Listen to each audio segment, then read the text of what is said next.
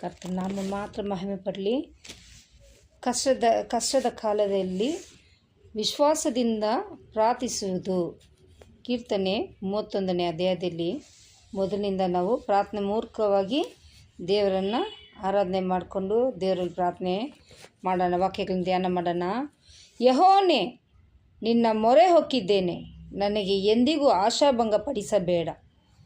ನಿನ್ನ ನೀತಿಗನುಸಾರವಾಗಿ ನನ್ನನ್ನು ರಕ್ಷಿಸು. ಕಿವಿಗೊಟ್ಟು ಕೇಳಿ ಬೇಗ ಬಂದು ನನ್ನನ್ನು ಬಿಡಿಸು. ನನ್ನನ್ನು ರಕ್ಷಿಸುವ ಆಶ್ರಯಗಿರಿಯು ದುರ್ಗಸ್ಥಾನವೂ ಆಗಿರು. ನೀನೇ ನನ್ನ ಬಂಡೆಯು ಕೋಟೆಯು ಆಗಿದ್ದೀಯಲ್ಲ. ಆದ್ದರಿಂದ ನಿನ್ನ ಹೆಸರಿನ ನಿಮಿತ್ತ ದಾರಿ ತೋರಿಸಿ ನನ್ನನ್ನು ನಡೆಸು. ಶತ್ರುಗಳು